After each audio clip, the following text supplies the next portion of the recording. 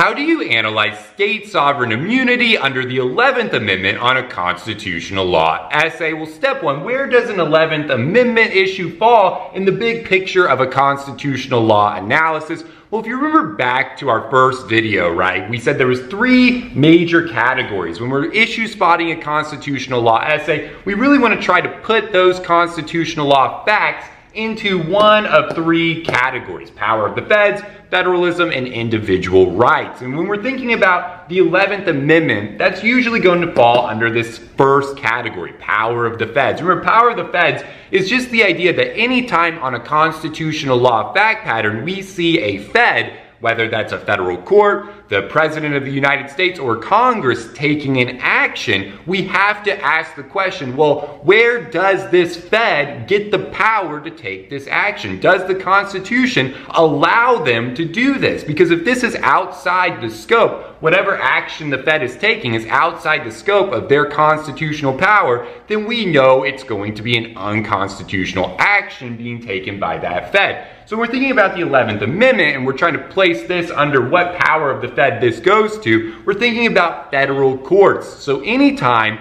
in a constitutional law fact pattern that you see a federal court is going to hear and decide a case, well, they're exercising their power, right, to hear and decide a case. We have to ask the question, number one, does this federal court have the power to hear and decide the case? Is it within the scope of their constitutional power? And the first question we want to think about is the 11th Amendment, because the 11th Amendment bars federal courts from hearing certain types of claims.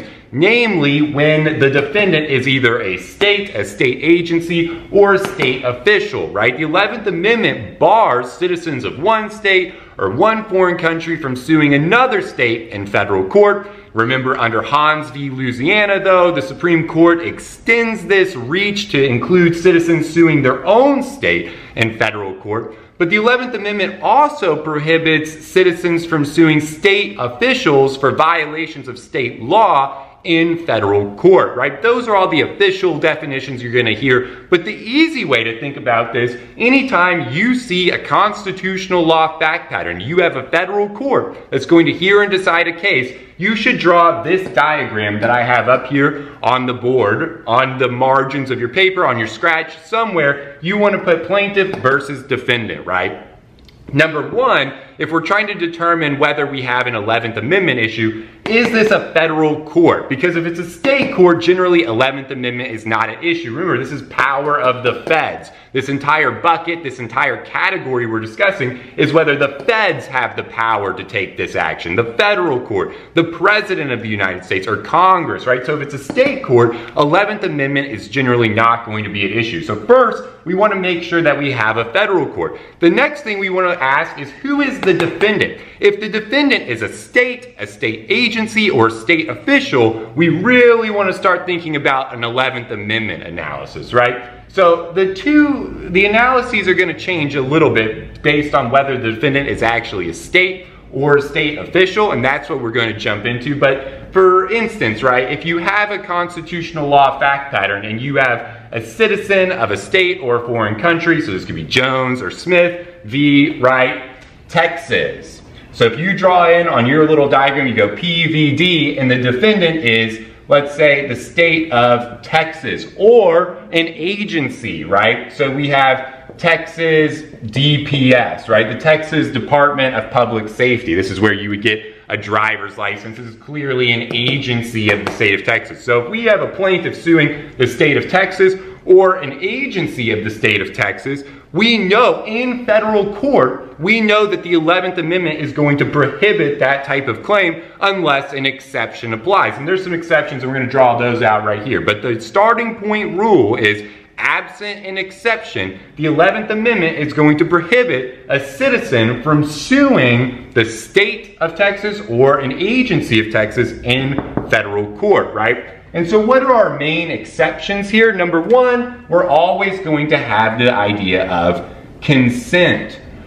Right, the defendant can always consent. Texas or the Texas Department of Public Safety could always consent. And by consenting, what they're basically doing is waiving their 11th Amendment protection, right? 11th Amendment gives the state sovereign immunity to actions being brought against them in federal court. So if they consent, they're waiving that 11th Amendment immunity. And states or agencies of the state are free to do that if they want. So that'll be fairly obvious in your fact pattern. If the state is actually consenting, then they can waive that 11th Amendment protection. The other main idea here is going to be congressional authorization, right? So Congress can abrogate state sovereign immunity if they're doing so to enforce their 14th Amendment, right? 14th Amendment power, which we'll talk about more when we get into power of defense, when we get to our discussion of Congress, right? They have this power to enforce the 13th, 14th, and 15th Amendments. But if they're exercising their 14th Amendment enforcement power, they're going to be able to abrogate the 11th Amendment. So basically there, what's going to happen is Congress can come along and say, you know what, we're going to pass this bill, we're going to amend this law, whatever they're doing, and abrogate and allow a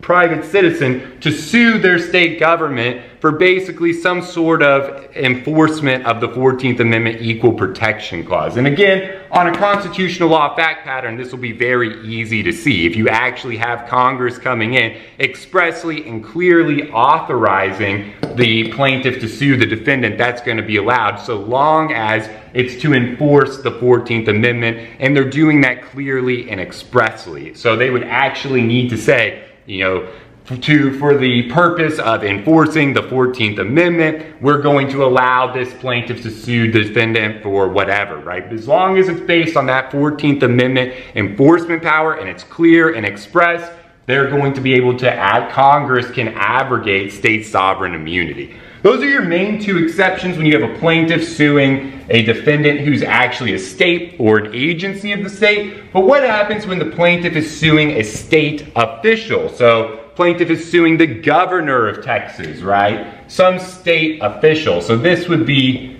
your last kind of category of defendant you'd want to look out for. So if you have a plaintiff suing the governor of Texas or some state official, right, that's generally going to be barred so long as it's being brought in federal court and the plaintiff is suing this government official for a violation of state law. So if we have a plaintiff, a private citizen of one state or foreign country suing a state official for a violation of state law in federal court, 11th Amendment is going to bar that claim unless an exception applies.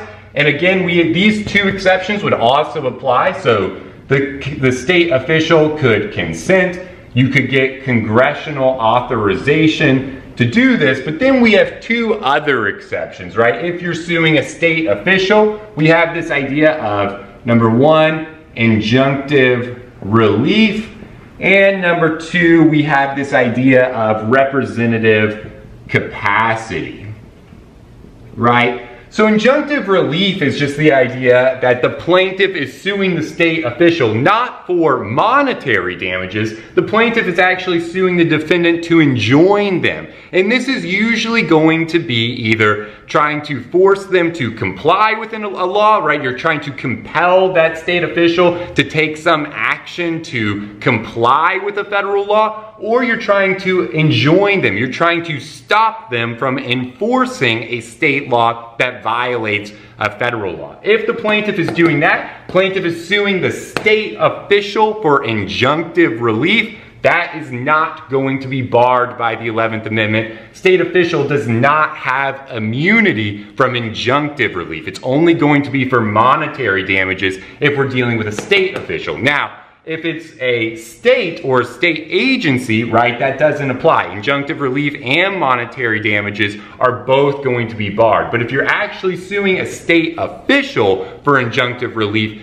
that's not going to be barred. Lastly, we have this idea of representative capacity. This is pretty straightforward. Just because you're the governor of Texas, that doesn't mean you're now just immune from all civil liability, right? If the governor of Texas is driving his car and negligently rear ends somebody, right, He's not going to be immune under the 11th Amendment from a negligence action being brought by the person he hits with a car, right? We're only talking about things that the governor of Texas or that state official is doing that are within his representative capacity. And another way that you can look at this is basically by asking, who's footing the bill? If the governor, if the state official is personally liable, he's going to pay. If he loses, he's paying out of his own pocket, then that's generally going to be not within his representative capacity, and that's not going to be barred. He's not going to have immunity in that situation. But if the state of Texas is paying for it, the state of Texas is footing the bill, the Treasury of Texas, right, is footing the bill, then that's going to be immune, right? The 11th Amendment is going to bar that type of claim. But again, the main question is this state official acting within their representative capacity? And the obvious thing there to think about is, think about the car accident, right? Just because you become a state official, you're not now immune from all lawsuits. That would be preposterous. Okay, but that's the main idea of the 11th Amendment. So on a constitutional law fact pattern, if we have a federal court is going to hear and decide a case, you want to very quickly just checklist, right? Okay, well, we know that we now have a Fed exercising power. Do they have the power to do that, right? So the question there is going to be, does the federal court have the power to hear and decide this case? The first thing we want to check is 11th Amendment. And very quickly, the easy way to do this is just look at the defendant, right? Is the defendant a state or state official, state agency, and is it being brought in federal court? If so, we know we have to talk about the 11th Amendment very quickly. But if you're going through your constitutional law fact pattern and you quickly identify that the defendant isn't a state government, it's either federal government or a private party, whatever, right? You know 11th Amendment's not at issue very quickly. So again, you don't necessarily want to just run through an 11th Amendment because you see that a federal court is taking action, right? It's hearing and deciding a case. But quickly in your head, it should be a quick checklist, right? Okay, I see the federal court is going to hear and decide a case. You know, do we have an 11th Amendment issue? Yes or no? You should be able to decide that very quickly, though, by just looking at who the plaintiff is, who the defendant is, and whether it's being brought in federal court. Then you move on, right? And the next issue is going to be justiciability. If we have a federal court hearing and deciding a case, and we're trying to determine whether that's within the constitutional scope of their authority, right? The next question is going to be whether that case is justiciable. So number one, is the case barred by the 11th Amendment? Number two, is the case justiciable? If it's not barred by the 11th Amendment and it's justiciable, then generally that federal court's going to have the power to hear and decide that case. But we'll get to justiciability in our next video. The only other thing to discuss, just worth noting, obviously, if the plaintiff is a government, right, whether it's a federal government or state government, we're not worried about the 11th Amendment, right? The 11th Amendment is only when we have a private party as the plaintiff. If the plaintiff is some form of government, federal or state government, then 11th Amendment is not at issue, right? It's only when we have a private party suing a state government or a state official in federal court that we really want to think about the 11th Amendment. But with that, guys, I'll leave you to it. I think that covers everything we need to know about the 11th Amendment. In our next video, we'll get to justiciability. And until then, though, guys, I wish you all the absolute best, and I'll see you at our next video.